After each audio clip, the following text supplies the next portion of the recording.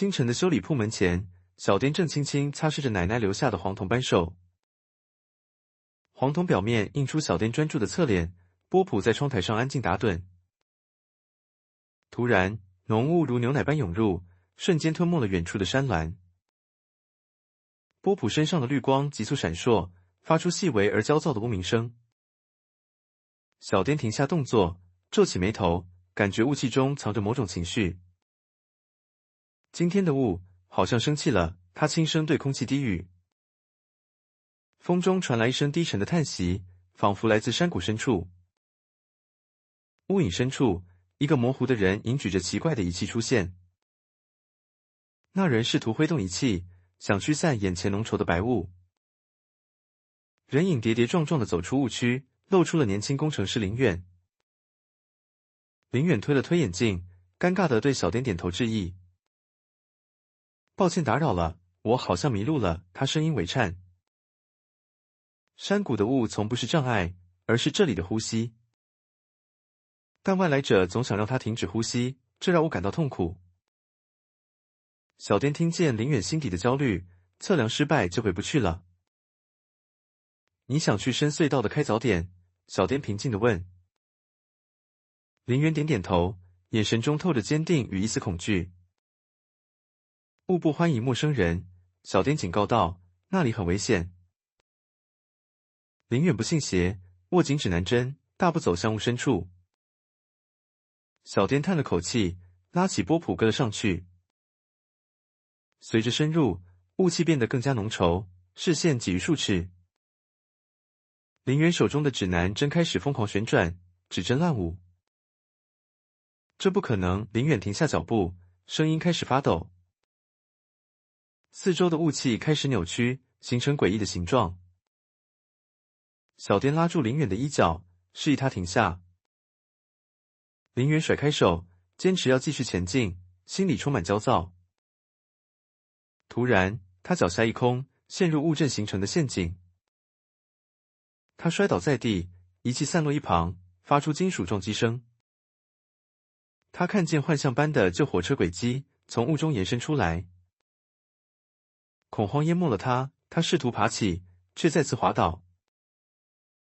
波普冲过去想帮忙，却被雾气弹开。林远大声呼救，声音在雾中显得微弱而绝望。小颠闭上眼睛，深吸一口气，感受雾的脉动。他伸出手，不驱散，而是轻触雾的边缘。别怕，我们只是来看看，他温柔的低语。雾气似乎听懂了，变得柔软而温暖。雾温柔地包裹住林远，将他轻轻推向前方。林远惊醒，发现自己站在修理铺的门口。他的眼神从恐惧变为震惊，随即转为困惑。小颠站在他身旁，微笑着递回他的仪器。林远看着小颠，心里充满了难以言喻的感动。这是怎么可能的？他喃喃自语。小颠只是轻轻摇头，示意他坐下休息。林远顺从地坐下，深吸一口清新的空气。波普跳上他的膝盖，发出安抚的嗡嗡声。远处深山，雾柱缓缓上升，形成巨大的形状。那形状如同一只巨大的眼睛，直视着山谷。小颠抬头望去，眼神中露出一丝担忧。林远也跟着抬头，看见了那只眼睛。那是雾灵吗？他小声问道。小颠没有回答，只是握紧了手中的扳手。风声变大，雾气开始翻腾，不再平静。